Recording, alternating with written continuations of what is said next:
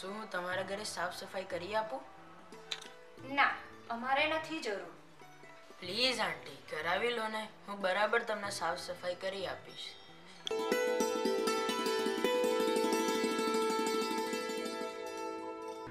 સારું, તું કરી લે, પણ તું કેટલા પૈસા લઈશ?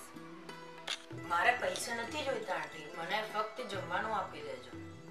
ઓહ, સારું, પણ કામ બરાબર કરજે. ચાલ, હું તને સાવરણી અને પોતું અને જરૂરી વસ્તુ આપી દઉં. ચાલ.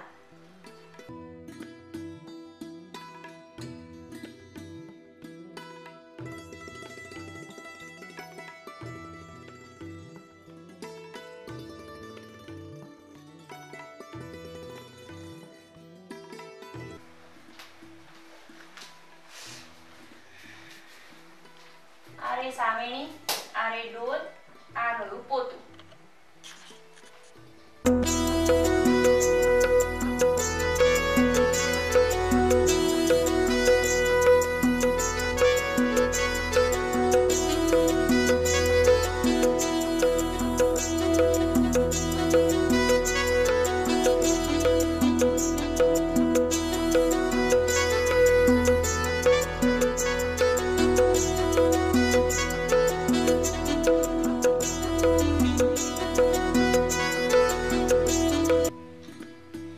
છોકરો ભૂખ્યો લાગે છે, પહેલા એને જમવાનું આપી દો. બેટા, હા બોલો આંટી. પહેલા તું જમી લે. તું ભૂખ્યો છું ને, પછી કામ કરજે. ના ના આંટી, પહેલા સાફ સફાઈ કરી લઉં, પછી તમે મને જમવાનું આપજો. ઠીક છે.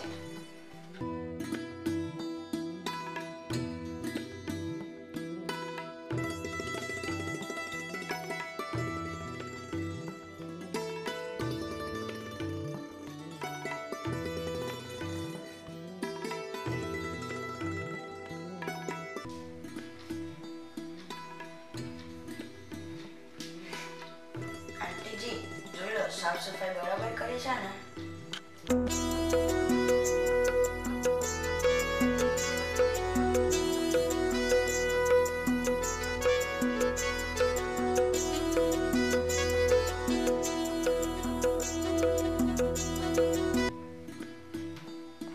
અરે વાહ, તે તો બહુ સરસ સાફ સફાઈ કરી છે ને. અને બધી જ એની વસ્તુ એની જગ્યા પર મૂકેલી છે.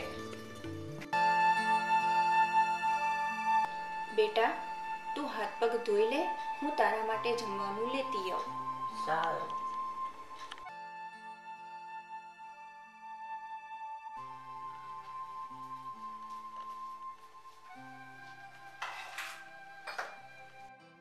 બેટા, નિરાંતે શાંતિથી જમી લે.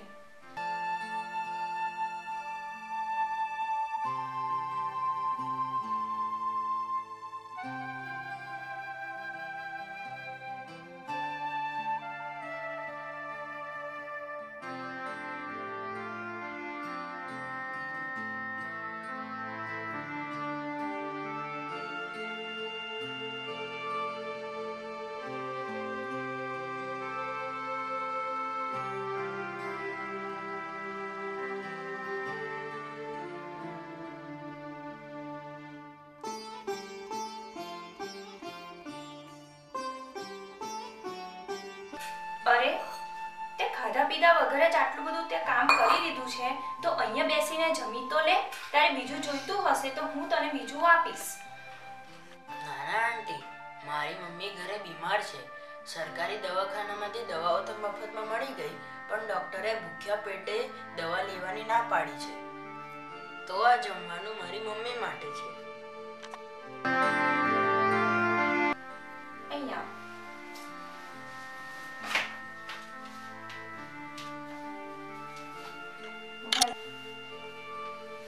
ભલે, આ જમવાનું તારી મમ્મી માટે લઈ જા. હું તને મારા હાથેથી ગરમ ગરમ બનાવીને જમાડીશ. નિરાતે તું જમજે. અને હા, જ્યાં સુધી તમારા જમવાની સમસ્યાની ઉકેલ ના આવે ત્યાં સુધી મારા ઘરેથી જ હું જમવાનું મોકલાવીશ. હેલો મિત્રો, હું છું જીગર સુથાર.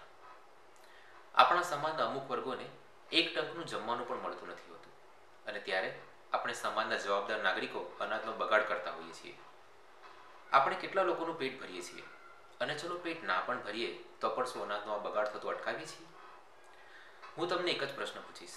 જ્યારે સમાજના અમુક વર્ગોને જીવન જરૂરી વસ્તુઓ પણ મળતી ના હોય, ત્યારે જાણતા કે અજાણતા એ વસ્તુઓનો દુરુપયોગ થવો કે બગાડ થવો, એમાં વાંક કોનો?